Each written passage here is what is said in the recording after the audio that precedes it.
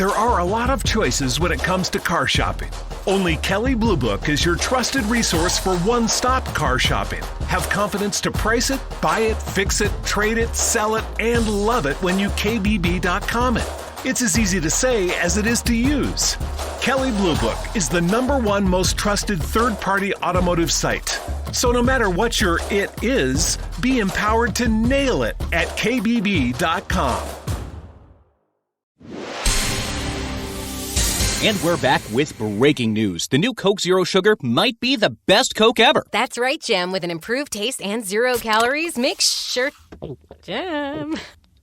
Ooh, yes, this tastes like the best Coke ever to me. We're on the air. I need to try it first. Con cero azúcar y ahora mucho más rica. ¿Será que la nueva Coca-Cola Zero Sugar es la mejor de todas? ¡Descúbrela! Welcome to the Boneyard with Steve Robertson. As always, I am your good friend and host, Steve Robertson, here on the Maroon Friday edition of The Yard. Hope things are well where you are today. Hope it's payday for you.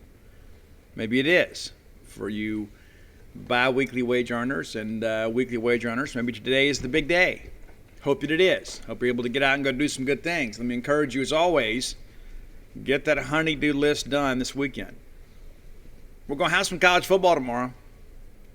Memory serves me correct. We'll get a Power 5 game to kick it off. What is it, Nebraska and Illinois? Usually you get, San Jose State versus, East Appalachian Tech in they call it week 0, which is ridiculous. But we get some college football tomorrow. And even though it's not Mississippi State football, and many of you will be watching, I will be watching, I'm eager to see some football. The games that really count. There's been some preseason football, and that's fun too. It kind of whets the appetite a little bit. But I'm ready to see some people play for real. This time next week, we'll be previewing the first week of Southeastern Conference football, even though we won't have conference games. We'll be getting ready to see the Bulldogs play Louisiana Tech.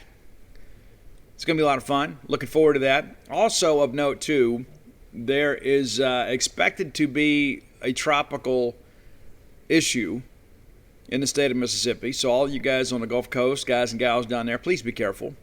Please take necessary precautions. Don't put yourself at risk. And we should get some rain up here early to midweek. Now, we have an incredible grounds crew at Mississippi State. Perhaps the best in the world. So the field will be ready to go come Saturday, assuming the rain gets out of here when they expect it to. But so, it's going to be wet for a couple days. Now, we are not able to go to Mississippi State football practices now. And then once we get into season, we'll be able to go for 20 minutes or so, watch the first few periods of practice. We did not have any practice access this week. We did, however, get a chance to speak to Mike Leach on Thursday. Our next media opportunity is Mike Leach on Monday, as we kind of look ahead to Louisiana Tech. So if you have been looking for practice reports or any player interviews, the last couple of days, they've been in few and far supply because of the fact that we just hadn't had access. We have run everything. Every interview we've had, we've run for free over on genespage.com. You can go check it out. If you're not a subscriber, you darn well should be. But be that as it may, it's been an interesting week. A lot of things going on. We're going to get into some of the things that Mike Leach talked about. We're going to look ahead at some other things that are going on around the conference. We've got another MSU great that we're going to profile later in the show. Also going to take a look ahead at Kentucky. I'm not on the Kentucky bandwagon, and I'm one of those kind of people that I don't understand it. Every year, it's like, and it's really the SEC East media for the most part. Because I think in the West, we've got a pretty well-established pecking order. Every so often, State, Ole Miss, or Arkansas, somebody will kind of jump up there. But by and large, I think we kind of know, who we expect to win. In the East, though, it's like every year in the preseason, it's like, oh, Kentucky's going to do this, Kentucky's going to do that. And then Kentucky doesn't do it. And then the next year, it's like rinse and repeat. It's kind of like Ole Miss in baseball. At least Ole Miss wins something every now and again in baseball. Yeah, but Kentucky has been pretty average for the better part of, 20 years or more. But every year, like I saw something yesterday, somebody said they were going to go 10-2 in a regular season. I think to myself, listen, if that's true, you might as well go on to Vegas, because there is nothing to support that contention. 10-2. Are you kidding me? We're going to break it down a little bit in more detail a little bit later in the show. Very excited about the fact that we're getting a chance to watch college football, though. Really, really excited. So a lot to talk about today. A cool top 10 list. I promised you guys a female rocker. Many people reached out thinking they knew. I don't know that anybody guessed it correctly. I want to thank you guys for your contributions for the top 10 list. Got a couple things we're going to work on next week. Even going to do some Christian music one day next week. Probably on Monday. One of my favorite contemporary Christian groups. I have every album of theirs. I even got the solo albums if that gives you any tips there. I want to thank our good friends at Bulldog Burger Company, longtime sponsors of this show, man. Really love those folks. And you will too. You know, there's so many different places you can go to spend your hard-earned cash to have a night out with friends and family. I submit to you, none better than Bulldog Burger Company. There's something for everybody there. That's the thing about it. Like you hear Bulldog Burger and say, well, you know, I don't know if I'm in the mood for a burger. That's okay. Everybody else is, because a great restaurant quality hamburger is one of the great delicacies in life. But you can go have that BLT salad, which is one of my favorites. You can have the sweet heat chicken sandwich. There's a lot of things to choose from there. There's something for everybody. Get the spring rolls. That is for everybody. Everybody loves the spring rolls. Not much better than that.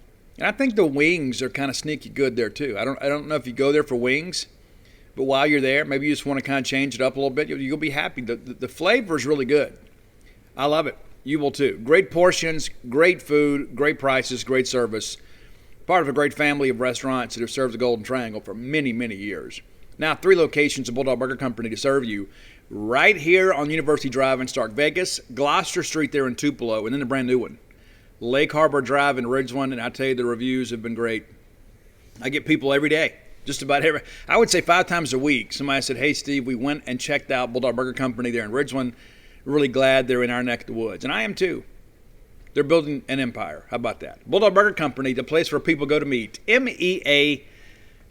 All right, so it's a surprise to nobody. Mike Leach said on Thursday, if we played right now, Will Rogers would be your quarterback. Now, I firmly believe that the, quote, quarterback competition really kind of ended when Jack Abraham, former Southern Miss quarterback, was basically deemed unavailable to practice. Now, that's not throwing any shade at Chance Leverage. That's not what I'm trying to suggest. But I think, with his size and, I don't know that he would have been the number 2 if Abraham had been available. And I think Abraham is a guy that was capable of winning the job that could have pushed Will a little bit more. And that's not to say that Will, in any respect, has kind of, slowed down or anything or slacked off. I think he's had a good camp. And so Leach says that there's really no, debate about it. I mean, I think it's Will easily. And I've shared that with you guys on the show. Yeah, I think a lot of times Leach is just kind of talking to his guys, to the media a little bit. And also, too, we go back to conversation that I had with some of our Washington State media folks that work for our fine network at 247 Sports. They prepared me. They said, hey, listen, no matter who the starting quarterback is at the end of the year, that Leach is going to fill up the quarterback room every year. Whether it be a junior college walk-on or a grad transfer, he is going to add competition to that room every single year. So it doesn't necessarily mean that he doesn't have faith in Will Rogers when he does that. I mean, what do we add, 5 more quarterbacks in the offseason? It's crazy. It's just he's trying to promote as much competition as potentially possible. It's the most important position on the field. Why would you ever let anybody coast? And again, not to suggest that Will Rogers would, but everybody should have to compete for their job every single year. Everybody. And when you have an offense that is so quarterback-centric like ours is, you need to put the best guy on the field. And that it means that you bring in somebody else that brings out the best in him. So, again, Leach confirms what we've all known or suspected, for the better part of camp, that Will's going to be the guy.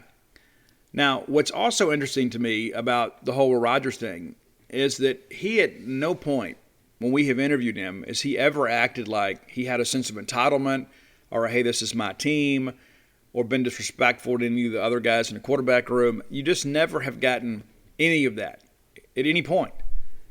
When he's out there on the field, there's a lot of times, too, he's the guy sometimes that'll pull one of these younger guys aside and kind of talk about things, kind of explain, okay, hey, here's what we're looking for there. There's a lot of people out there that are somewhat insecure in their ability. I would say, well, I'm not going to help that guy. I'm competing against that guy.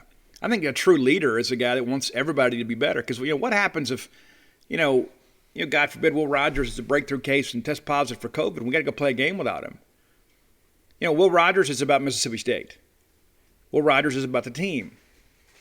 And so he gets it. That's one of the things that I'll say about Will Rogers, probably above all things, is Will gets it. Nobody's bigger than the team. Nobody's bigger than the offense. Nobody's bigger than the huddle. Let's go out there and have the best team we can have, and then the best guy wins. And the best guy gets a job. The best guy competes. And I think it is apparent that that's Will Rogers.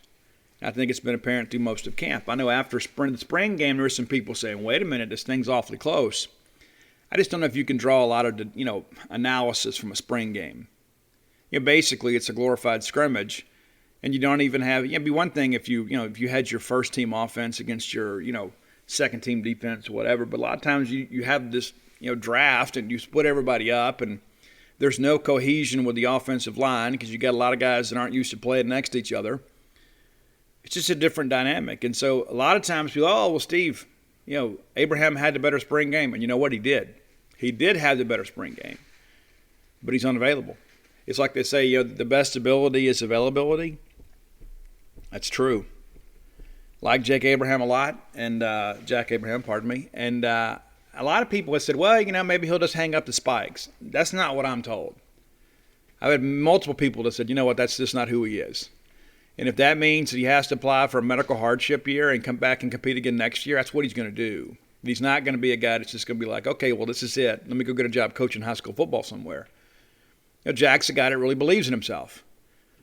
And so, having him back obviously, would make things even better for Mississippi State. We'll see how things progress. There's no saying, hey, you get through spring next year, he may feel like, maybe my options are better somewhere else. I don't know. But anybody that's expecting Jack Abraham to retire from football is probably selling the kid a little bit short. And based on everything that I have heard about him, and in recent conversations with people that know him and know the family well, tell me it is absolutely tearing him apart not to be able to be out there and compete. Not just because he loves to play the game, but he wants the team to be better. He wants to have an opportunity to get out there and make guys better. People like that win in life. They really do. People like that win in life. And I've had, probably 20, 30 messages over the course of this fall camp about Jack, from people that are, claim to be somewhat closely affiliated with Jack and the family. And they've said, listen, Jack came here expecting to get an earnest opportunity to win the job. And that's the only reason that he came. He wanted to have a chance to work under Mike Leach, get to know the offense, have a chance to advance his own, skill set and get better. It just hadn't worked out for him. But they also told me he hadn't been bitter about anything. He understands. It kind of is what it is. It's nobody's fault. It's just one of those crazy freak things that happened, and sadly, he's the only one having to deal with it. The rest of that story, too, is, Mississippi State is somewhat diminished by the fact that you don't have a quality quarterback competing with your starter to kind of elevate the team and make them better. So we'll see how things progress. But, again, a surprise to nobody, but Will Rogers is going to be the starter next week against Louisiana Tech. So offensive line-wise, I think I have shared some of this with you guys. I don't know that I have given you the names. We have talked many times about, how many offensive linemen do you get to play? It's not quite as simple as, okay, we have a first team and a second team. There are a lot of guys out there that are kind of, the second guard or the third tackle, and they kind of plug and play as needed. It's like you don't change the whole unit out if somebody gets, rolled up and needs to come out for a couple plays. And so, as I understand it, and let's just call this an educated guess,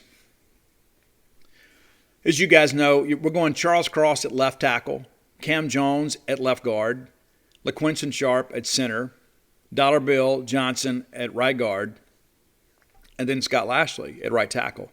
Now, the next three, from what I understand, are Nick Jones, that's an offensive tackle out of East Mississippi Community College, showed up in January, has 3 years to play. Cole Smith, and I'm told Cole can play any of the interior positions. You know that he can play center. Did a good job when called upon last year when James Jackson was at center playing left guard. Cole could also play some right guard. And then there's Scordavian Suggs. Scordavian Suggs, is a Jackson native. We actually signed him out of Jacksonville, Florida. But, he's just kind of ridden the depth chart for a while, and he hadn't done much. But he's had a good camp. And there were some people last year that wondered, I don't know if this guy's ever going to play here. We were all excited about him when we got him. We had a ton of offers. But now it appears the light's coming on a little bit for him. And I think that's the mark of good coaching, too, is when you can take a guy that perhaps has been down the depth chart a little bit and kind of reignite his fire to compete. And that appears to be what's happened with Scordavian Suggs. Suggs obviously is a big, long, physical player that could really help us at offensive tackle. But as of now, it appears that he's probably the fourth tackle. And then the rest of that second unit still kind of, in flux a little bit. Albert Reese is a guy that can play guard or tackle. Very physical guy. And, we talk about the future of the offensive line. Albert Reese, if he stays healthy and continues to work hard, has the ability to be the next great offensive lineman behind Charles Cross.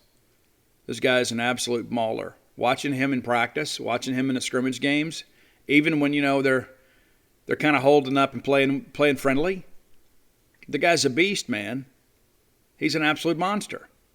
You can't move that guy, and he's only gotten bigger and stronger since he's been here. He showed up on campus as a powerlifting champion.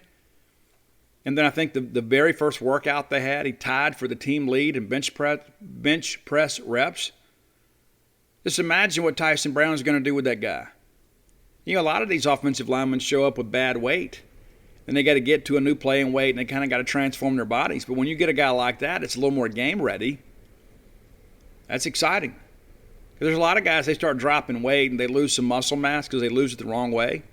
Then you got to build them back up. But when you've got a guy like this, that guy's going to play early in his career. He's going to play this year. Now, does he play beyond the 4 games? I don't know. Because if he's not going to play a lot, you want to preserve the redshirt year. But I feel really good about Reese. And that was the thing, too. This time last year, and Paul Jones and I talked about this at practice the other day. This time last year, nobody's even talking about Albert Reese.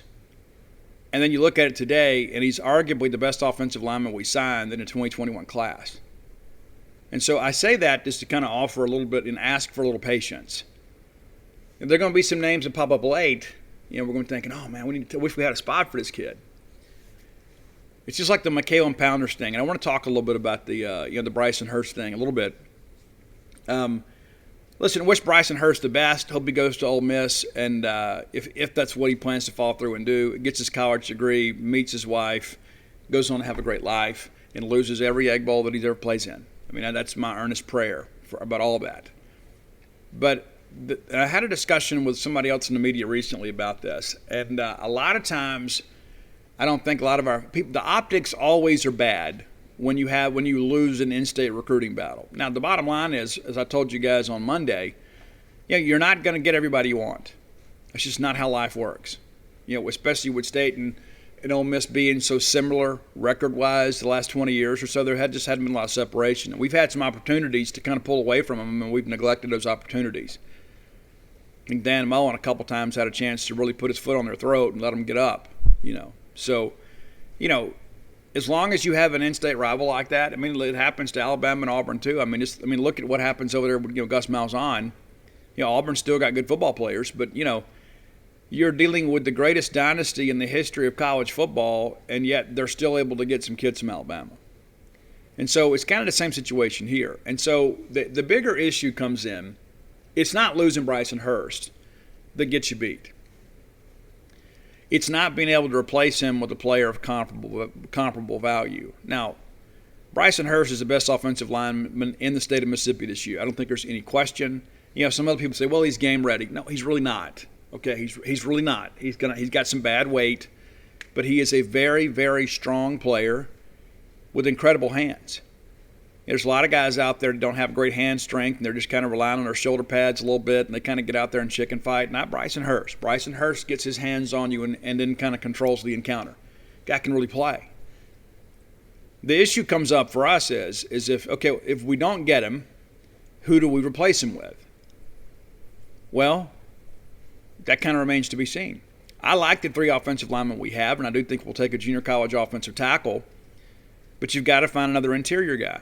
And so who does that be? Well, we'll see. This time last year, we're all kind of lamenting the loss of Cannon Boone when he committed to Virginia Tech.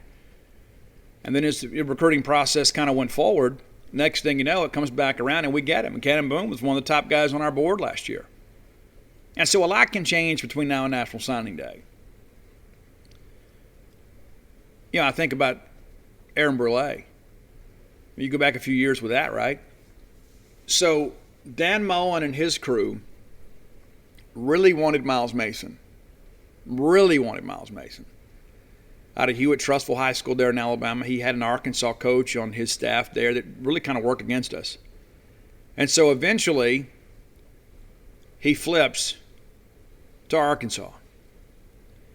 And then the new staff comes in, and all of a sudden, our recruiting staff, who is fabulous, they say, Coach, we got to get in a linebacker. So we go back on Aaron Brule, who was who we wanted in the first place. So it's like we lose Brule to Georgia, right? And so we go get Miles Mason. Then Miles Mason flips to Arkansas, and then we end up getting Aaron Brule, who was number 1 on the board at the position. And I think in hindsight, we'd say we absolutely got the better end of that deal. In case you didn't know, Miles Mason transferred from Arkansas. He's now in Memphis or Louisiana Tech. One of those teams we're going to play. But he's not at Arkansas anymore. So good job, Coach. Good job. Really, really, really good job. Really good job. Worked out great for the kid, didn't it? Hope you're happy. I know that we're happy because I think we got the better player. And so I just say that when we have a setback in recruiting, just kind of take a deep breath. Listen, I get it. I mean, I've been dealing with the message boards all week, in addition to kind of doing some, final little small nitpicky stuff for the book publication. But it's like, we kind of prepare you guys as best we can. Hey, this isn't going to go our way. And then when it does, people are like, oh, my gosh, can't believe this. Well, we've been talking about it for a couple of weeks. That doesn't make, the loss of that any less significant. Because at the end of the day, we all want the same things, and that's for Mississippi State to win. Some people just express it differently. And I think it helps. It took me years to learn that. It's like I go back to those times, in the early 2000s.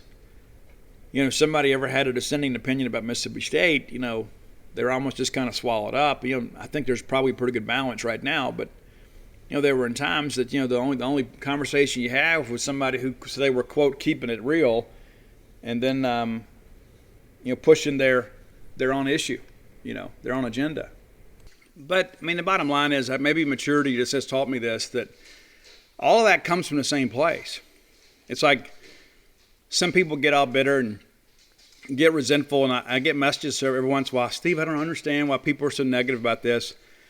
It's just we all expect to win, and we hope to win, and people just express it in a different way. It doesn't mean that they're any less of a Mississippi State fan. Now, there are some people that get on my nerves too. That's just the reality of life. But if we all agree to...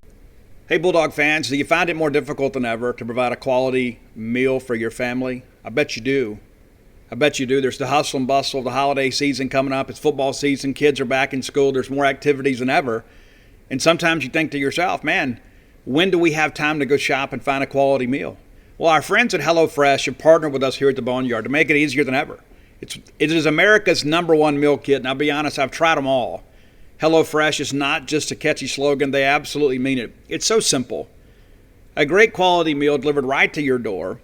And if you're not a great cook, you can become a great cook just by following the HelloFresh instructions. They send you all the ingredients, they send you the recipe, and a very, very easy how to prepare this meal card. You'll be glad you did it. And because you listen to this show, we're going to save you a little money too. Go to HelloFresh.com/Boneyard14. That's right. HelloFresh.com/Boneyard14 to get up to 14 free meals. How cool is that? And guess what? We'll even throw in free shipping. Again, that's HelloFresh.com/Boneyard14. HelloFresh, America's #1 meal kit. About everything, it'd be awfully boring, right? I think discussion's healthy. And I want to get into a couple things, too. I got some messages, too, about the COVID policies and that sort of stuff. And, of course, I don't have anything to do with any of that stuff. But at the end of the day, there are a lot of smart people involved here, and sometimes I'm not one of them. Sometimes I think I'm smart, but I'm not involved in the process, and sometimes I don't know a lot.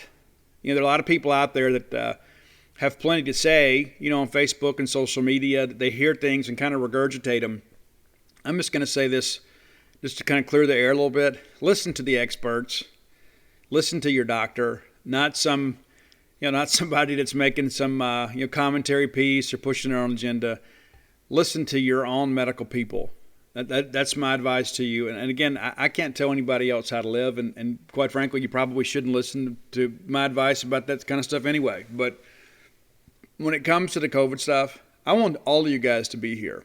And I tweeted something out about that yesterday. We had, if you followed Mississippi State Twitter here the last couple of days, you kind of know what I'm talking about. But there's just so much bitterness out there in the world. And I'm doing my best not to participate in that. But it's one of those things that, it's like, a guy loses his wife to COVID. And, it's just like some people just don't care. And I don't have to know you to empathize with you. And again, I'm not going to spend a lot of time on this. But I just think it's best if we just kind of give people room to be humans and make mistakes. And sadly, sometimes their mistake can be fatal. And it saddens me. It really does. It really saddens me that people die, and it saddens me that people act like it's no big deal.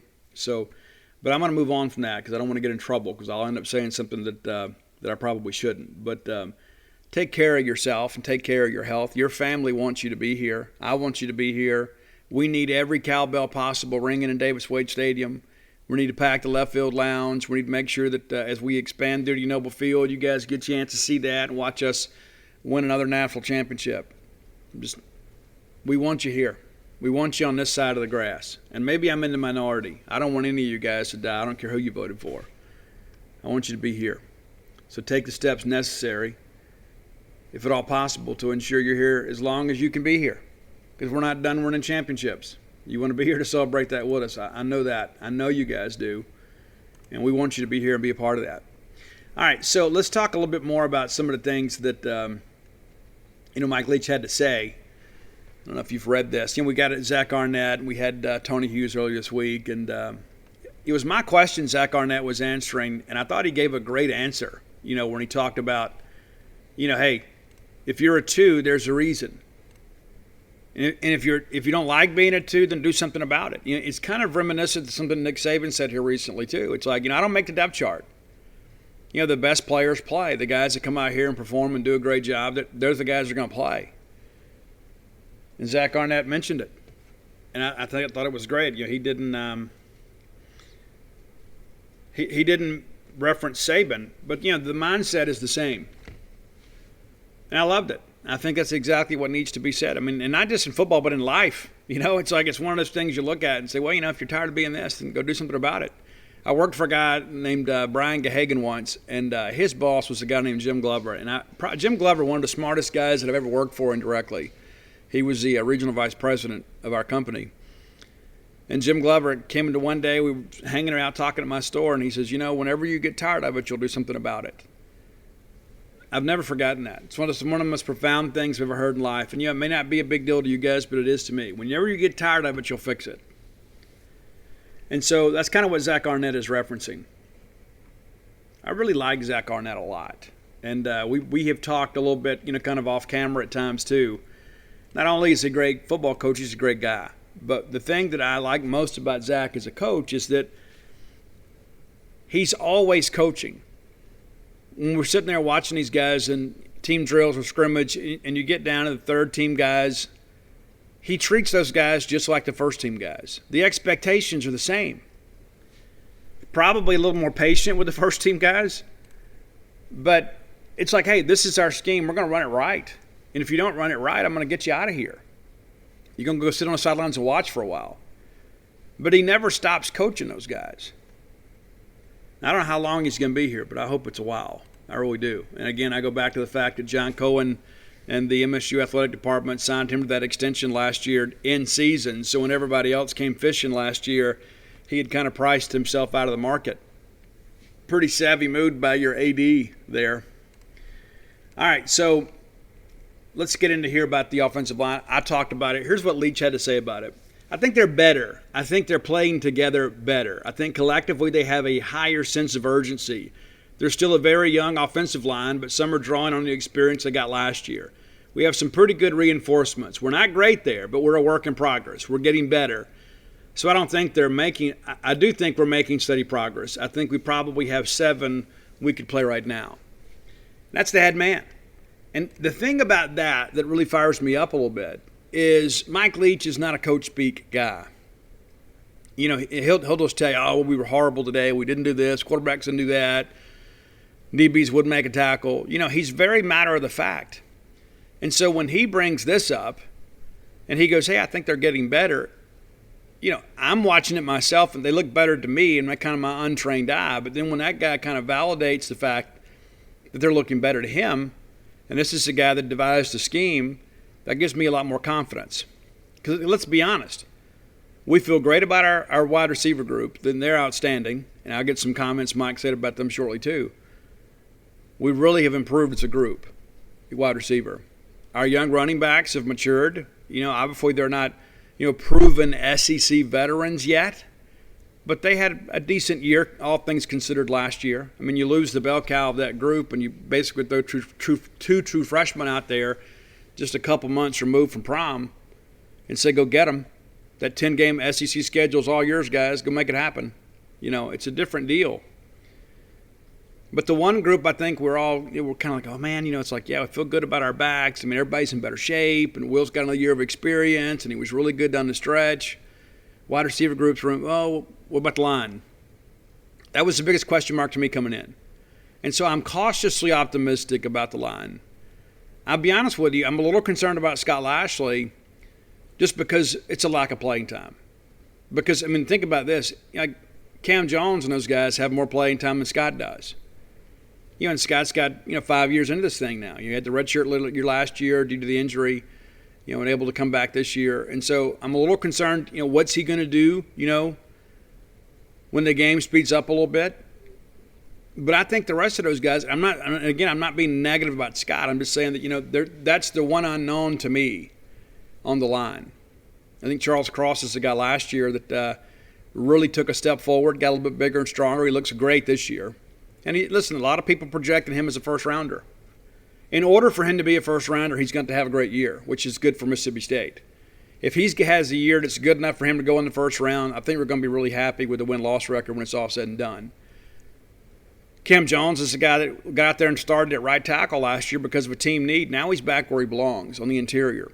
And I'm going to tell you, he is as mean as a striped snake, man. He'll get out there and fight you. And LaQuinton Sharp probably even more so. LaQuinton Sharp is a nasty football player. Long arm guy. It's like a lot of those guys, too, that have that square body type don't have great reach. LaQuinton does. He had some low snaps in the first scrimmage. I didn't notice it nearly as much in the second. And it wasn't like it was, last year at times we kind of rolled the ball back there. I didn't see any of that. Dollar Bill Johnson's back where he should be. And so I think that's the main thing, too. It's like not just getting them some reps, but it's kind of figuring out where everybody belongs. That's what good coaches do. You move them around and say, okay, listen, let's try this. And so they're developing some cohesion. Let's talk a little bit about these receivers. You've heard me talk about Makai Polk a lot. I think you guys are going to be talking about Makai Polk a lot, too. And you haven't seen him, obviously. If you came to spring game, you saw him a little bit. But he has been really good in camp. I would venture to say, of all the wide receivers, he has probably been the most acrobatic and athletic. Like, he makes very, very difficult catches. It's almost like giving Jaden Wally, another weapon to work with himself. It's because of the fact that, when people do decide to go man, which will be a mistake against us, they can't roll coverage to his side because I think Makai Polk is capable of beating just about anybody one-on-one. I'm excited about it. Excited about those receivers. So one of the questions that I asked him, was about numbers, because that's one thing Steve Spurrier told me when they got here is that, we're going to go out and probably sign 4 or 5 receivers the first few years to get the numbers where we want them. Mike says, not quite happy where we are numbers-wise, but we're getting there. I think it's still work in progress. We've got more people and a little more experience. That's definitely helped. We've got a ways to go, though. Well, this is an offense, too, that is very dependent on the wide receiver. So we need those guys to step up and do a good job for us. Austin Williams is a guy that's been a great leader for us. Austin had the biggest year of his career last year. More than doubled his two previous years of production combined. It's exciting. But I think when you begin to think about, when we're at full strength, and I still expect Malik Heath to be suspended for game 1. That's what I expect. And that's not, nobody's told me that. Nobody's leaked that to me, but we all saw it, okay? And there are going to be some suspensions. And he's, he's public enemy number 1 when it comes to that.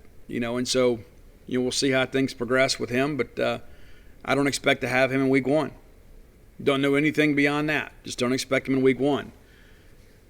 Tulu Griffin's missed a little bit of time, but we know what that guy can do too. We saw it in the in Armed Forces Bowl. But I think when you look at Austin Williams, Makai Polk, and Jaden Walley, I think that's enough right there to really occupy defenses. And then all of a sudden you get Malik Heath out there at full strength. It's a much different deal. I asked Mike Leach the same question that you guys had, and I thought his response was great. Everybody's like, Steve, what's going to happen? How are we working against drop 8? How are we working against drop 8? Now, they work against it some, in drills. But when we go to team drill, Zach Arnett and his group are running our defense. We're not going to waste practice reps running something else. It's what a scout team is for. But I asked him, Coach, what about the drop 8? Because I know you guys want to hear him talk about it. And he says, I think some of it is experience. I think if the drop 8 was some kind of magic bullet, I wouldn't be standing here right now. If anybody in America has seen more drop 8 than me, I'd like to know who it is. It's just another thing you have to react to it. Up front, your 5 have got to whip their 3. That's exactly what we want to hear. But it's also, too, it's like, I mentioned last year, and I think many of you kind of felt the same way. It's like, a lot of the struggles we had against the drop 8 weren't necessarily an indictment on the air raid offense. It was an indictment on bad quarterback play.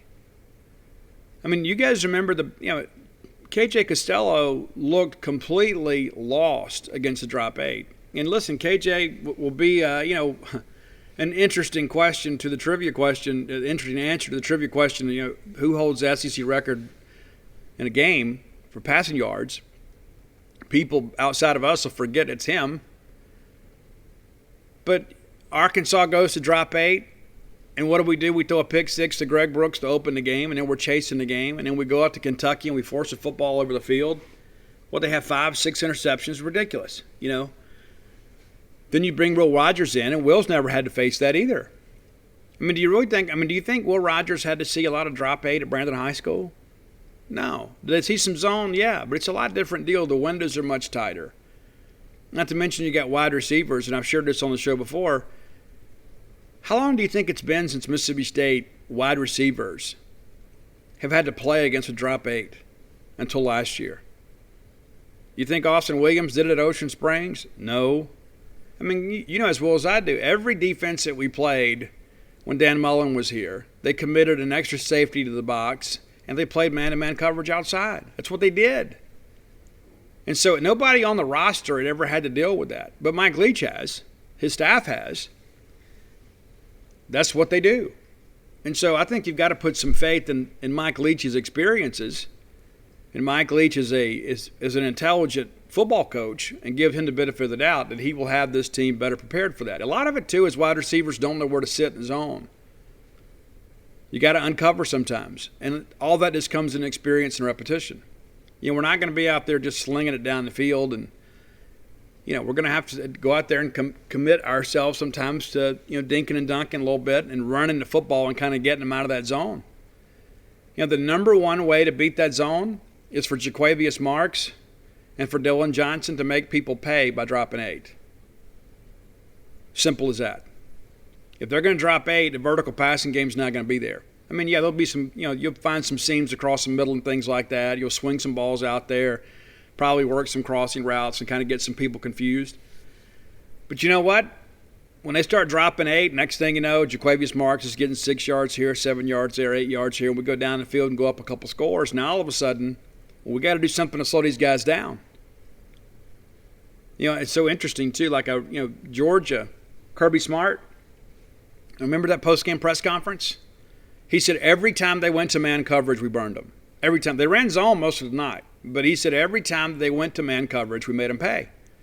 Go back and look at that Jaden Walley touchdown pass, and that's a 3-star kid from D'Iberville, Mississippi that most people didn't even recruit, outrunning 4- and 5-star kids between the hedges in Athens, Georgia. So what are we going to do when we kind of figure some things out? So that's the thing I think about too, is like, we have to prove that we can beat the drop 8 in order to stop seeing the drop 8. And you get the best coaches in college football that are evaluating and breaking down your film. And so when people find out, hey, this works, let's do that, you have to innovate. And Mike Leach doesn't need you or I to tell him, hey, coach, this didn't work. He sees it himself. It's not like they didn't run the drop 8 in the Pac-12. And I laugh sometimes, too. It's like sometimes we kind of talk ourselves into a bit of a pickle. It goes, well, the speed of the defense is so much faster here in the SEC. They told Urban Meyer the same thing, when he brought a spread option from Utah to Florida. It won't work here. Linebackers, defensive ends, too fast, too athletic. You don't think USC or UCLA or Texas or Oklahoma has the same caliber of athletes that we have in the SEC? You kidding me? So let's not sit here and just say, it's not going to work because SEC linebackers are so much faster. The SEC linebackers in the Pac-12 and the Big 12 are pretty fast too. Matter of fact, I'd submit to you that considering all the scoring they have to do in the Big 12, those linebackers out there probably as fast as anybody in the country. It's a score-em league. But we're better on offense. I don't know that we're as good as we are on defense, but we've held our own. And I'm ready to go play a football game. I can tell you that. Absolutely excited to go play a football game here in about 8 days. All right, time for today's Top 10 list, brought to you by Close with Blair. And today is Blair Chandler's birthday. So happy birthday to you, Blair. Everybody that sees this show, please reach out and tell him, or listen to the show. If you know Blair, tell him happy birthday. He might even try talking and giving him a birthday gift. Better yet, instead of giving him a gift, why not go ahead and reach out to Blair and say, hey, Blair, we've been thinking about refinancing our mortgage. Rates are in good shape. We want to be able to work with you on this. Or maybe you've thought about buying a house. Reach out to Blair. He's got a gift for you, too. By being a loyal Boneyard listener, you mentioned the fact that you heard about closeatblair.com on the show. He'll pay for your appraisal. That's about a $300 value. How cool is that? And it's so expensive to get these processes started. It's one thing after another. It's nice to be able to deal with a guy that's a mortgage professional that's been in the industry for 21 years. He's seen it all, done it all. Whether it be the fixer-upper home, whether it be a second mortgage, whether it be, helping you kind of get in a position to buy a home. He can get you pre-qualified. And some people are saying, Steve, it's just not for me. It'll never work out for me. You don't know. Blair's a guy that's in the top 1% in the industry in closing loans. Works a fairway mortgage, not some fly-by-night, subprime lender. This is a reputable guy with a reputable company. Check him out today, closewithblair.com. That's Blair. And let me give you Blair's phone number. I think it's important that you have it. It's important to have it because Blair's going to make a lot of things in your life change. 601-500-2344. 601-500-2344. All right, today's top 10 list. I had to break one of my own rules to make this top 10 list happen. And, I traditionally have a no covers policy. But I wanted to do a female rocker. And, Kim Truesdale Williams, I've known her for a while. She reached out and kind of gave me a list of some female rockers. And I love it, man. I do. And so it's so difficult, though, with this particular artist because many of her biggest hits are cover songs. Now, she's got some bangers of her own, but the catalog itself is not very deep when it comes to hits. Now, that's not to say she doesn't have some good songs, but we're going with Joan Jett today. In many respects, the first lady of American rock. And she was, of course, in the punk band, the Runaways. They played all over Europe, and I guess she did some lead vocals with them, played rhythm guitar. and sang a lot more vocals in the last couple of albums before she went solo. But it's interesting, when you read up on Joan Jett, is that, the record company gave her an advance, and they told her, hey, they were just trying to get her studio musicians and say, hey, you live off the advance while you write the record. And she goes, I got to have a band. So she put a band together herself, and they became the Blackhearts, Joan Jett and the Blackhearts. So here is a top 10 list. Now, again, many of these are covers. And again, I stressed about this list yesterday. When I was driving to Fulton to have my ink therapy appointment, I listened to Joan Jett on the way, and I was like, man, I love this song, but it's a cover. I love this song. Oh, that's a cover too. So let's run through this. The Joan Jett top 10. Number 10 is a song off the very first album, if I'm not mistaken. It's You Don't Own Me, and it's actually a Leslie Gore cover from the late 50s, early 60s, I guess. And it sounds that way, too. She's kind of rocked it up a little bit, too, but it's kind of true to the doo-wop era a little bit. But I like it. I dig it a lot. Number 9 is an original song from her, Fake Friends. We've all dealt with that, right?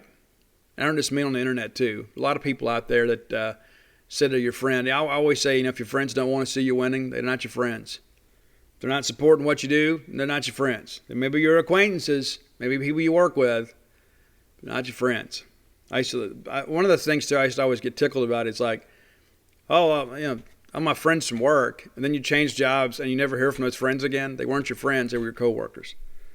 All right, number 8, I Want You. That's another original song, too. Like that one, too. Like the guitar. I've always liked Joan Jett's tone. She plays that melody maker, and so, she's kind of true to that. I think that's been kind of synonymous with her throughout her career. But her guitar tone sounds like rock and roll. Like a lot of people kind of experiment and that sort of stuff. Joan Jett's very consistent. Number 7, this is a cover too. And honestly, I think her version of it is one of the better cover versions of this song, but it's Love Hurts from Nazareth. Her version of it, I think, is not as good as the original, but it's close. It's close. And it's interesting, too, to hear that sung from a female point of view as well. Another cover, number 6, Crimson and Clover. That's from Tommy James and the Shondells. I like her kind of rocked up version of it too, though. I like the guitar on it. I like her vocal on it too. I like how it builds. I like, her arrangement of it, I think, is rather interesting. Number 5 is another cover, and most people probably don't know this, but Do You Want to Touch Me it's a Gary Glitter song. That's right, Gary Glitter. And so that was a big hit for Joan Jett, but I don't think most people recognize it as a cover song. Number 4, this is Up Your Alley, off Up Your Alley. That was probably her second most successful album to date. She had 2 platinum albums. I Love Rock and Roll was the first one. That one went 2 times platinum, if I'm not mistaken. And then Up Your Alley also went platinum. But Little Liar. And it's kind of a power ballad for her, which was kind of in vogue back then. But her version of this is really good. Like, there are a lot of these, they're a little bit sappy. I don't think this one is. It's one of my favorite Joan Jett songs, and it's also an original one. Number 3, this goes back to the very beginning with her. And if my memory serves me correct, I think this was kind of one of those fragmented songs that she was writing towards the end of the Runaways, and then just maybe didn't finish it until she went solo, or maybe she just kept it for herself. But Bad Reputation. That song has made a revival of sorts in recent years. Ronda Rousey had that as her walkout song with the UFC. Bad Reputation, a really cool song. Number 2 on the list, also a cover song. Most people have no clue about that, but it is a cover song. And it's I Love Rock and Roll. And it's a song by a band called The Arrows. I love rock and roll, so put another dime in a jukebox, baby. When that was out, it was everywhere. There weren't a lot of female rockers back in the early 80s. Especially ones that came from the punk scene, like Joan Jett. So she had some cred. But when she hit the radio, it's like everybody said, hey, she's the real deal. She's a genuine article. She had credibility in the scene. And then she was part of the MTV explosion. She was very, very popular, and this song was a big part of that, too. It seemed like every time you turn around, like once an hour, the song was on. But number 1, and I think we've all been there. And if I had to do a Joan Jett list, I've got to do an original song at number 1, right? Yeah, I mean, you have to. but it's I Hate Myself for Loving You. And that was co-written by Desmond Child, one of the best songwriters of this generation. But that song absolutely rips. We've all felt that way. We've all experienced those feelings. I'm in this bad relationship, or I'm not getting what I want out of this relationship, but I got to move on, but I just can't. I just can't do it. Maybe I'm a glutton for punishment.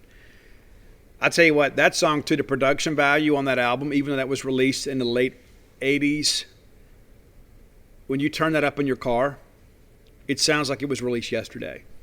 Great production value. So I Hate Myself for Loving You. That's your Joan Jett number one. You may have a different idea. Your list would be wrong. But you can see how difficult this was. I mean, it's like a lot of these songs that we kind of, recognize Joan Jett for weren't her songs. But she kind of made them her own. It's like there's some people out there that, they change the arrangement a little bit and it sounds like a new song. One of my favorites like that, to be honest with you, is when the Power Station with Robert Palmer and Andy Taylor redid T-Rex's Bang a Gong. It sounds like a completely different song. Now, there are some elements that are very true to the original, but by and large, it's a different song. There are a lot of them that are out there like that. And I think Joan Jett did that with I Love Rock and Roll. I mean, she just simply made them better. She made a better rendition of it. So there you go. If you have ideas for a top 10 list, reach out, let me know. Already got Monday and Wednesday lined out. And they're going to be very, very different bands. Very different. Very different in many respects.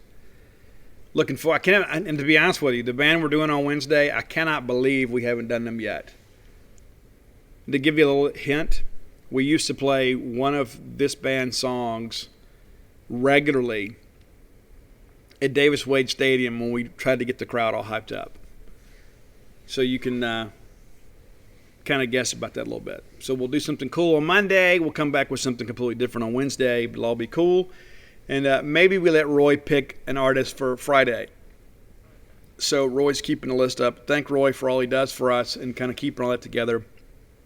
If you're looking for the list, and there are a lot of you that you say, hey, Steve, I know you've done this one, but I can't find it. You can search Spotify at Dogmatic67. That's DAWGMATIC, Dogmatic67. Or on Twitter, you can follow Roy, or you can just go search his Twitter, and you can find those lists. I think that's Roy's he's most prolific is sharing those lists. He doesn't have a lot of hot takes or things like that. So if you follow him, you're not going to have your timeline kind of inundated with a lot of nonsense. This is not who Roy is. So go check that out today. And again, if you have ideas, reach out and let me know. I'm happy to do them. Happy to do them. And it's like what's amazing to me is sometimes we'll get into the list and I think, we haven't done this? Are you kidding me? We've done over 300 of these and we hadn't done this band. And so just when I think, okay, well, we're running out of bands to talk about, then one of you guys will send something and say, hey, Steve, I hadn't heard you do this one. And it just blows my mind. I'm thinking, how in the world did we miss them? That's kind of how I feel about Wednesday. Let me just tell you this. We're going to rock on Wednesday. And I don't mean we're going to rock like Joan Jett. I don't mean that we're going to rock like Michael Jackson. We're going to rock the right way on Wednesday. All right, the next segment of the show brought to you by CampusBookmart.net. Longtime sponsors to this show, man. I really love Campus Bookmart. I was in there earlier this week, and our friend Pam Minyard is now working there at Campus Bookmart. How about that? Miss Pam, known Pam a few years now. Used to have dinner with her regularly, her and her husband, Tom, when we were on the road for baseball. Beautiful, beautiful, beautiful people. And I miss Tom. I do. I think about Tom a lot. And so glad that I'll be able to see Miss Pam a lot more often. She has moved to Starkville. Now she's working at Campus Bookmart. Go by and tell her I said hello. And I've also been corrected, too, that our favorite basement employee was a cheerleader and a diamond girl at Mississippi State. So I apologize for that. But go by and see Stan the Man. I went and saw him earlier this week, and he didn't have on a short-sleeve shirt. Kind of threw me back a little bit. And then Miss Kathy Brown was there, and the lovely, talented Susie. If you can't make it in to see them, visit them on the World Wide Web at CampusBookmart.net. They have all of my books there, too, by the way, if you're looking for that. So like if you're just in town to go by to buy a shirt or whatever, you can pick up a book while you're there. CampusBookmart.net, and by being a loyal Boneyard listener, we'll give you a phrase that pays, and that's BSR, which stands for Beautiful Steve Robertson. And that'll get you free shipping on all orders over $50. Any order less than $50, absolutely incomplete. Again, campusbookmart.net, promo code BSR. All right, so we're talking Kentucky. Guys, I'm not a Kentucky fan in any way whatsoever. And I'm not a Kentucky hater either. I am kind of a Kentucky media hater because of all this hype every single year. It's like I just scratch my head. I would say it drives me crazy, but it doesn't. I don't care enough to get crazy about it. But it's like, dude, what are you talking about? What are you talking about? I just get so flustered, as you can tell. So let me give you this here real quick, okay? Last year, Kentucky went 4-6 in the regular season. They did not have a quality win in the regular season. Anybody that had a pulse of a defense kept them from scoring. They lose at Auburn, 29-13. They lose a barn burner to Ole Miss, 42-41. You may recall that one. Again, anybody with a defense with a pulse slowed them down. They beat us 24-2. Now, I don't know if you remember this. They were awful in that game. We gave the game away. We absolutely gave the game away. And so there was we threw a pick six in the game. We threw another interception that set up a touchdown. Javonte Payton chased the guy down to make it a little bit, at least make them earn it. But, looking at the team numbers here, and I shared this on Gene's page a couple days ago about how great we played defensively. Most of the teams that we played last year, even in games that we got beat, defensively we held teams well beneath their average. We held Kentucky to the second lowest offensive output of their season. They had 157 yards of offense. That's right, 157 yards of offense. And what's crazy about that is most of that came on one play. It's incredible. It is absolutely incredible to think, how in the world did we lose this game? Well, we lost it due to turnovers. We gave the game away. Awful. Absolutely awful for us. There's no question about it. That wasn't a good Kentucky team. We went up there and blew it. Stupid, man. And so then they go to Tennessee and they get shelled 34-7. And I'll be honest with you, after as poorly as we played, I thought that Kentucky defense was going to be a little bit better than they were. They weren't. Then they go to Missouri and lose 20-10 to Mizzou. Then they lose to Georgia 14-3. Georgia couldn't get out of their own way. Then they beat Vanderbilt 38-35. Again, the only people allowed them to score are people that didn't play defense. Alabama 63-3 winners. Florida 34-10. They beat South Carolina 41-18. And then they won their bowl game against NC State, ironically. So, again, it's a 4-6 regular season. And you look through the schedule here and you just begin to ask yourself, what quality wins do they have? And the answer to the question, 0. They don't have a single solid quality SEC win. South Carolina, of course, fired a coach last year. Right? So you lose that guy. You beat Vanderbilt. They fired their coach. Didn't win a game last year. And so I just run through these numbers here and I just ask myself, where is the hype coming from? And I think I misspoke earlier. They beat Tennessee 34-7. That's their other win. Tennessee, in case you didn't know, also fired a coach last year. So 3 of the 4 teams they beat in the regular season fired their coach at the end of the year. So again, not a quality win anywhere on the schedule. And then, on top of that, they've had a bunch of defections. And they've had a bunch of transfers. And they've had some guys go pro. And that's what kind of blows my mind about this. It's like, okay, they didn't beat a single quality team last year in the regular season. And NC State, that's a decent win. I'm not going to begrudge that. But they're going to have a basically completely redo the offense. They fired Eddie Gran, longtime guy there, and hired Liam Cohen from the Rams to implement a new system. And so it's crazy when you look at all this stuff. So, okay, you got a brand new system with a brand new coach And then you've got, the Penn State transfer, I guess that's Levis, that's going to be expected to be the starting job, expected to win a starting job. So we got a new scheme with a new quarterback from Penn State. Sound familiar? It does to me too. It's just amazing to me. Oh, well, they're going to win 10 games. Okay. All right, so Terry Wilson left, which is anybody that paid attention, and listen, best of luck to Terry Wilson. He is not an SEC quarterback. I would submit to you he was the worst starting quarterback in the SEC the last couple of years. Now he didn't, he didn't start himself, but the guy's awful. Can't read defenses, makes bad decisions, and now he is the starting quarterback in New Mexico. But best of luck out there. Maybe he can make some plays out there. He's a guy, too, that probably needs to be in more of a Dan Mullen, zone read type offense. Joey Gatewood transfers again. Former Auburn signee, transferred to Kentucky, played a little bit last year. He's transferred too. And so now you're going to get a brand new starter again. It just kind of blows my mind where this optimism comes from. So Josh Ali is a dude. Really like him a lot. I think he is their best offensive player. He might be their best all-around player. But he didn't find the end zone much last year either.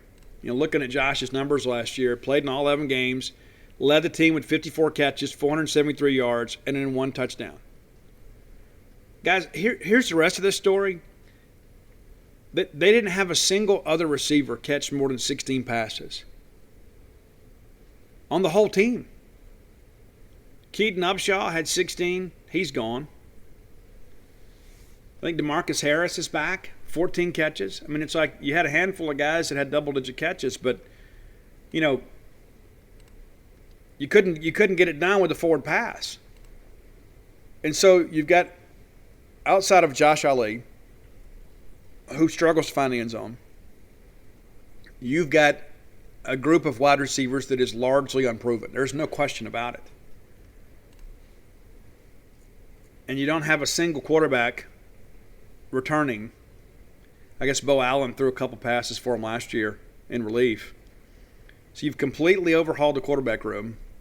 You got this group of unproven receivers, and then the offensive line is having to be rebuilt. You got a couple building blocks out there to return, but by and large, this is a brand new offense. Absolutely brand new offense in every aspect of the deal. And it's like people, we got a revamped offense. There's going to be some growing pains with that. There's no question about that. It's going to be a lot of growing pains. And there's just not a lot of depth on this team at all. Looking at the defensive side of the football here, too, they lost a ton on defense. 7 starters. So, again, we have a rebuilt offense, and then we got to replace 7 starters on defense. And we're going to win 10 games. Maybe we should start calling whoever predicted that Rose Bowl, right? It just didn't make a lot of sense to me. Now, running through these, I got all my notes up here too, so I'm just trying to get caught up here. But, you look at this defensive line group, they've got, DeAndre Square is a guy that can really play. And he's going to have to be the leader on that defense. Marquand McCall is a guy that's going to have to be the guy up front. They think that he can be, kind of the centerpiece of that front up there. But we'll see. It's like they got Justin Rogers, a guy that signed with them a couple years ago. They were expecting big things from. He's going to have to kind of take on. Jamin Davis is gone. They've got, a couple of guys that have transferred in. That linebacker group is really, really thin. J.J. Weaver also is, trying to get back in the mix a little bit there. But, Jamar Watson is gone. It's a team leader in tackles last year. And so they're going to have to piece this thing together in every aspect. So let's look at the schedule real quick and just kind of see what looks like a predictable record for them. Guys, let me just tell you this. Kentucky is going to be a good blue-collar team because that's who Stoops is. They're going to fight you hard. They don't have a lot of skill, especially on offense. And so I think they're going to struggle to score. I don't care how innovative the scheme is. When you don't have proven playmakers and you don't have a proven quarterback, it's going to take some time to get guys on the schedule. Now, by the time we play them, maybe they're playing well. And I still think they're probably a 500 or better football team. But this 10-win stuff is just ridiculous. I mean, my goodness. So they're going to open this, let's see, they open next Saturday at home against UL Monroe. Well, that's a win, right? Then they host Mizzou. I think that's a loss. I mean, and we'll see how Mizzou looks in week 1. I think that's going to be a loss. I think Mizzou is better than Kentucky. And then they'll turn around and they'll beat UT Chat. So they're probably 2-1 when they head to South Carolina. Now, I don't know what South Carolina's going to look like, but you would think that would be a game that they should be able to go out there and win. But let's see what Shane and those guys have in store for them. But let's give Kentucky the benefit of the doubt. Let's call that a win. Let's say it's 2-2. Now, by the time we get there, I may feel differently. Then they host Florida. That's a loss. Then they host LSU. That's a loss. All right, so now we're 2-4, just being conservative. They travel to Georgia. Now it's 2-5. Then they come to Mississippi State. I'm going to go ahead and call it now. Now we're 2-6. Then you host the University of Tennessee. We'll see. Let's give them the benefit of the doubt there and say they win at 3-6. And they get Vanderbilt, New Mexico State. And then they end the year at Louisville. So, let me run this down for you again. So, a win at UL Monroe at home. A loss to Missouri, a win over UT Chat, it's 2-1. Let's give them a road win at South Carolina, 2-2. Lost to Florida, 2-3. Lost to LSU, 2-4.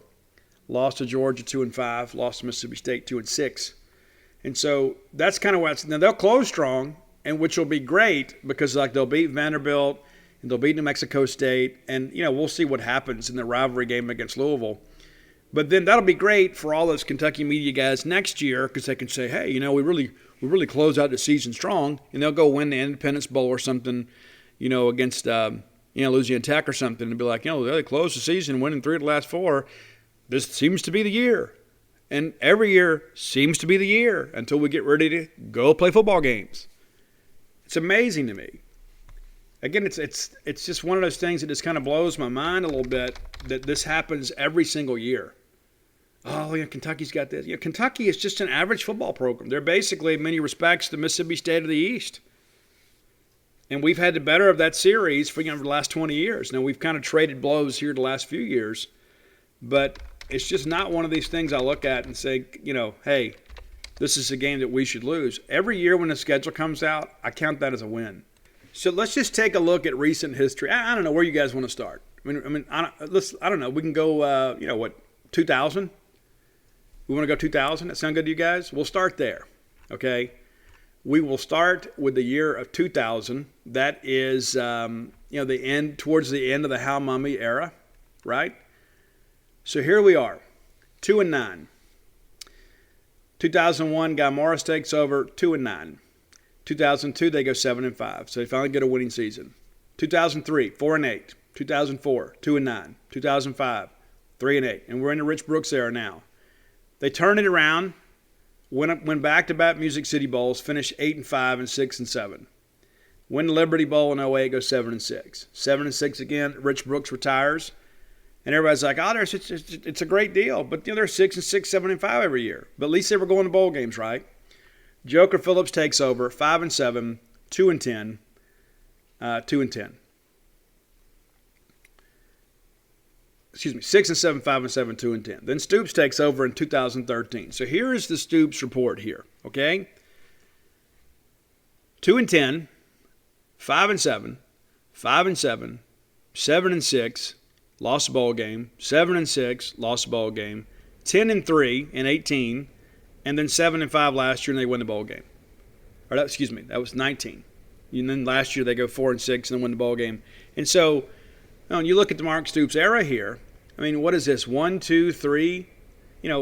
He's had 4 losing seasons in the years he's been there. 4 losing seasons and 4 winning seasons. And so I just say all that to say this: there's just no justification for any of this hype, none whatsoever. You've got a coach that is proven to be middle of the road. You got a brand new coordinator and a brand new quarterback and an unproven, receiving room, and the running game itself, should have a couple of good players out there, but it's just not at all. There's nothing to look at this and say, you know what? Hey, these guys should win 10 games. And I'm not going to sit here and belabor the point, but I think we all kind of see exactly, the same things that I see. Is that this is a group that is probably going to be, a lower bowl team again, probably a Tennessee bowl team similar to Mississippi State. Matter of fact, probably the winner of the Kentucky-Mississippi State game probably determines, the bowl pairing in great detail. But anyway, that's a preview of Kentucky. I'm not on the bandwagon at all, and I get perplexed this time of year. I think we're just so ready to see a game played. Because like all the hype at this point in the year, it's like I read the other day that Jerry Palm said Mississippi State was overrated and were picked last in the West. And then he says, I didn't expect the defense to do anything, and they didn't, and we were fourth in SEC in defense. It's like, can we just go play a game? So you guys can – because you can just tell people are really stressed and stretching for content right now. And let's be honest, too, in this clickbait world, too, don't you think the guy that wrote that Kentucky's going to go 10-2 article, you don't think he believed that, do you? He wrote it because he knew that we were going to read it and Kentucky fans were going to read it and share it on Facebook and Twitter, and then the Florida fans were going to read it and say, who in the world is this guy? Is this guy high or something? And then Georgia fans are going to read it. And so it's a clickbait. There's no way that anybody can look at this team and say, you know what? This team's going to win 10 games. And you know what? They might do it. But there is no evidence at this point that would lead anybody down that line of thought. All right, next segment of the show brought to you by Portico. Brooks Bryan is involved with that group. Brooks Bryan's a friend. Brooks Bryan's a guy that is trying to make Starkville and Mississippi State a better place. Part of a great development group that has built this great new residential development 1.1 miles from campus. Portico. Very easy to get to. You turn off of 82 going towards campus on Highway 12. The very first right is Pat Station Road. That'll take you over Old West Point Road, and boom, there you are, Portico. That's how close you are to campus. 1.1 miles. You could run over there. And you're on the backside of campus, too, so you're kind of avoiding all of that, the Highway 12 glut right there as you come off campus. You're not involved in all that. You're on the backside. You're on the quiet side of campus. All your friends are going to want to come stay with you when it's time for Mississippi State to play a ball game because you're going to be right there. Starkville's a great place to live. I tell people all the time, even if Mississippi State wasn't here, this is where I plan to be. This is where I would always plan to be. I love it here. The people are great. You can get a 2-bedroom, 2-bath, 4-bedroom, 4-bath home, whether it be your primary residence, whether it be a investment property for you, or just your home away from home whenever the Bulldogs are playing. Portico is absolutely the best option for you. I've told you guys before, if I was moving to Starkville now, that's where I would move. Just because I want to be close to campus. I live out in the sticks now. I do, me and my dogs, but if I had to do it over again, if that had been available, I probably would have moved there just because it saved me a lot of time, trouble, and gas. Give Brooks a call today, 601-416-8075. Again, 601-416-8075. Make Portico your next move. All right, let's spend a little time talking about a Bulldog legend here for a little while. It's football season, so I thought maybe we'll spend some time talking about a Mississippi State football great. A guy that doesn't get mentioned a lot, too. And it's a shame, too. His story is rather remarkable. It's Jackie Parker. One of the greatest, most prolific quarterbacks to ever wear the maroon and white. There's absolutely no question about that. Now, here's maybe some things you didn't know. So, Jackie Parker wasn't born Jackie Parker. He was actually born, John Flanagan. And then when his mom got remarried, he took his stepfather's last name. That's what the mom wanted. And then at a young age, Jackie nearly lost his leg. Doctors wanted to amputate the leg, but his mom refused to let that happen. It's funny how life works. Because that decision, because of a mother's love and her own convictions, Jackie Parker became a hero to a lot of people. Grew up in Knoxville, Tennessee, played 1 year of high school football. was named All-Area as a running back. Actually met his wife there in high school, ended up getting married, which became an issue in his recruitment. Things were a lot different back then. It's so funny how life works. There's just sometimes you look back at stuff and you say, well, what? But Jackie Parker got married very young. And so a lot of people wouldn't recruit him because, number one, he only played 1 year of high school football, but also, two, that he was married. And there was a time there where, like, I know John Vaught and I know Mississippi State too, that they would not recruit married players because they felt like that they couldn't really fully commit their time to the team. And so Jackie enrolled at Jones County Junior College.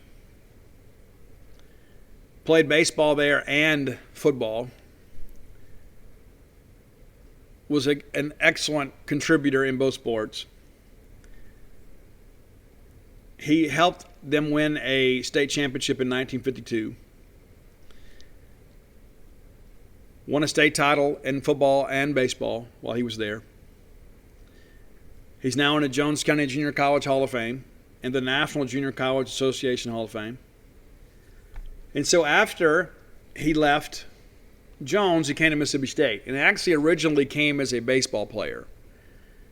Future Minnesota coach and former Mississippi State coach Murray Warmath all had the same policy about we're not going to recruit married players. Well, Doc Patty, who was a baseball coach, he's like, you know what, we'll take him. This guy's a legit shortstop. We'll take him. So they took him.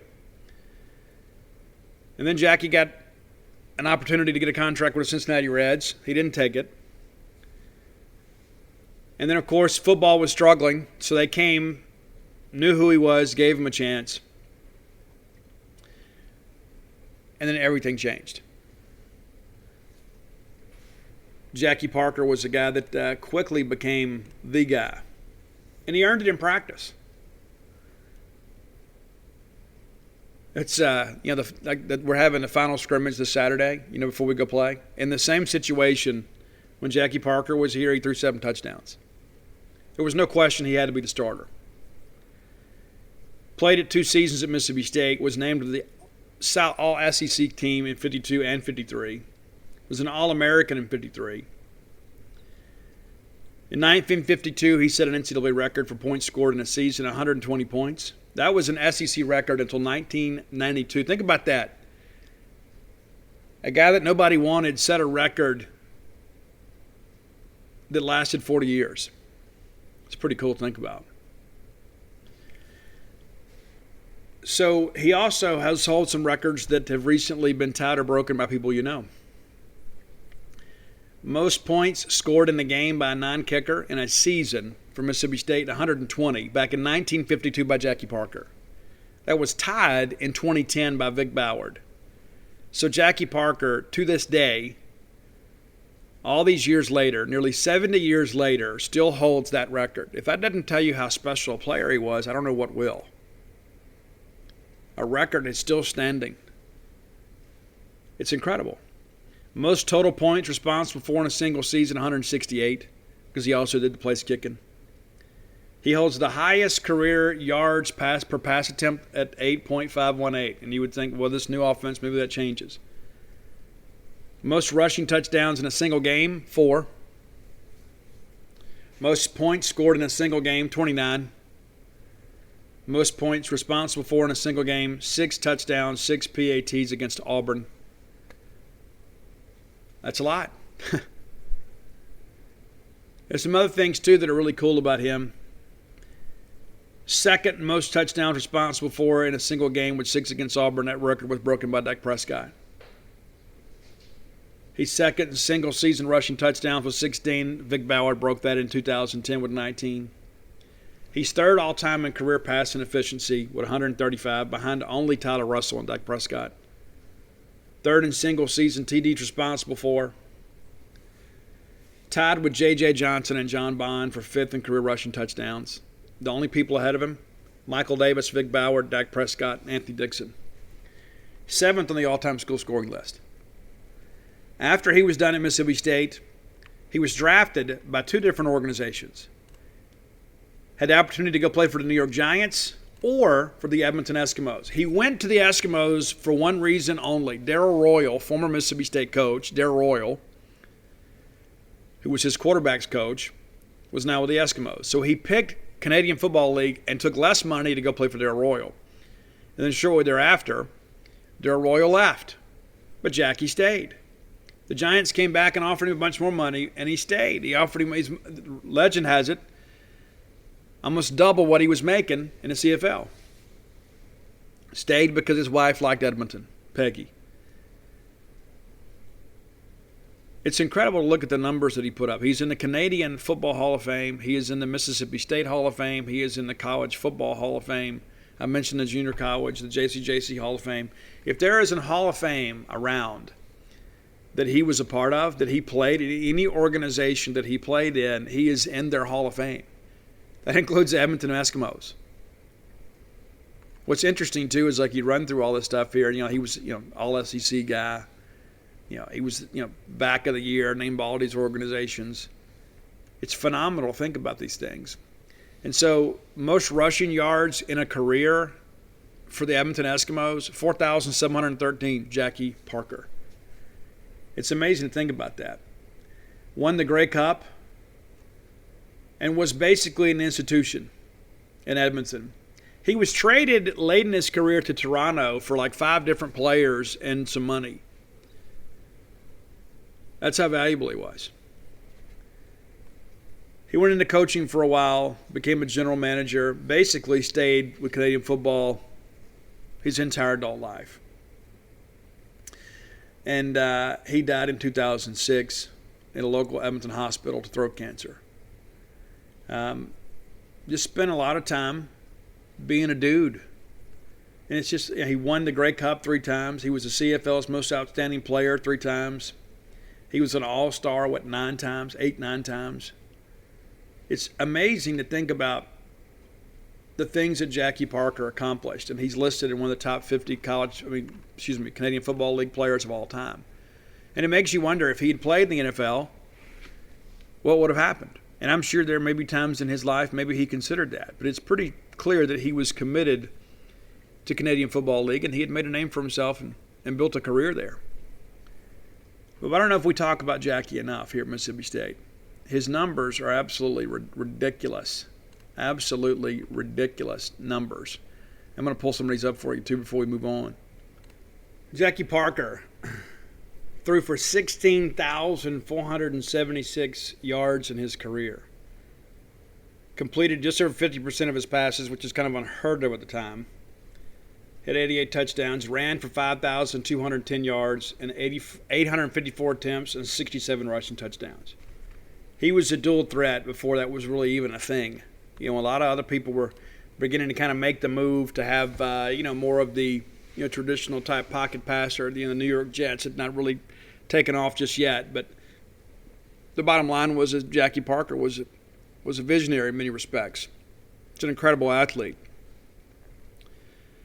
I think it's important, too, that we never forget our players like that, and that's one of the reasons that I wanted to do this segment. So maybe do a little research about Jackie Parker, and you'll find that there's so many people out there that have such a great respect for him. And unfortunately, for Jackie, we didn't have maybe the success we'd wanted during that stretch, but it wasn't his fault. A lot of times he had to turn up these big numbers because we were always playing from behind. But Jackie Parker, an absolute MSU legend in the Mississippi State Hall of Fame and the Mississippi Sports Hall of Fame. Again, as I mentioned, if there is a Hall of Fame out there, Jackie Parker is in it. All right, let's get ready to get out of here. Again, as I share with you guys, eager to see some college football tomorrow. And so, giving you guys a little time frame on the book, many of you have asked. I shared the cover yesterday, and a lot of great response to that. And so, should be able to have a pre-order link in the next couple of days. I know that I have teased that for the last couple of weeks. They wanted to get the cover finished first before they put it out there. And so they're working on it now. So hopefully we'll have that this weekend for you, if not first of the week. I'm pushing. But, I've got a couple of things I've got left to do before they send it off to print. Got to update the bio and write the acknowledgments, that sort of stuff. It doesn't take long, but it's just a little nitpicky stuff that kind of hangs over your head. But, again, we had hoped to have this thing out for you guys late October. It's looking more like early to mid-November. So, we want to get it out as quickly as possible, too. We want it to be right. But also with all the supply chain kind of choking up around us, the printer has advised us that instead of it being 4 to 6 weeks, it's going to be 6 to 8. So I'm just trying to prepare you guys, too. So when you pre-order, you're not going to get it until it's ready. Because like there were some people last time they pre-ordered and like a week later, they're like, hey, where's my book? Well, you're pre-ordering to make sure that you get a copy. And again, I can't promise you what's going to happen when these stores hit bookstores, because I've already got bookstores telling me they're already putting together, kind of a tentative list of some of their customers that want to get the book. And so I'm just going to encourage you, when we put the link out there, it'll be dogpilethebook.com. You can go there and you can pre-order it and have it shipped directly to your home. You can get signed, personalized copies, whatever you want. And while you're there, you can buy the other books too. So all the, Alpha Dogs, the book, all that's going to be there together. So you can get personalized copies of Flim Flam, Stark Villains, and Alpha Dogs right now, and then get Dogpile when it's released here in a couple months. But I'm ready to get it done. I'm eager for you guys to have it in your hands, and I hope it's something that you'll treasure from now on. I really worked hard on this, and really excited, obviously, to get it out to you guys too. But this is a moment in time too that we've all celebrated together. And I went back. I've watched those games countless times, and when I was writing those chapters, I'd pull up the game, I'd watch certain points to make sure I didn't miss anything. And it's just sometimes I just think to myself, man, I can't wait to get back to Omaha. I can't wait. I mean, just seeing the stadium itself kind of brings me back to the excitement that we all shared and experienced ourselves. And I'll never forget leaving my son to go back up to the press box. And that was a moment that I'll always cherish, is being able to be down there with him and his wife and his daughter for the 9th inning. And I didn't tell him that I was going to do it.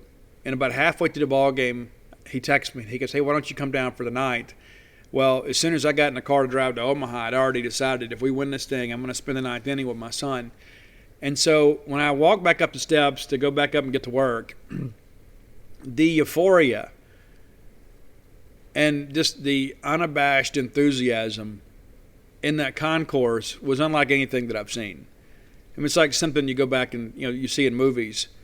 But strangers were running up, embracing each other and high-fiving, and it was. I wish I would have videoed it, to be honest with you, because it was unlike anything that I have seen at a Mississippi State sporting event. Of course, we'd never won a national championship before. And even though it was somewhat anticlimactic, the fact that the game was basically over before the game was over, I think it gave us some time to kind of build a little bit. And I think just the release of the moment was something we all had. I think in many ways, some old wounds got healed. And so I'm excited to experience some of that again. I'll be touring extensively, the rest of the year. Once the book is released, I mean, as soon as it's out, I'm going to be on the road. I'm going to be doing some dates before that, too, in advance of the book coming out. And so if you need other stuff, you'll be able to get that, when we're out and about. If you're looking for Blooms of Oleander, of course, you can order it today at Amazon.com or BarnesandNoble.com, BooksAMillion.com, whatever your book vendor of choice is. But your local bookstore can also get it. If you like personalized copies of that, you can get it through Book Martin Cafe. Signed copies at Turnrow and Lemuria Books.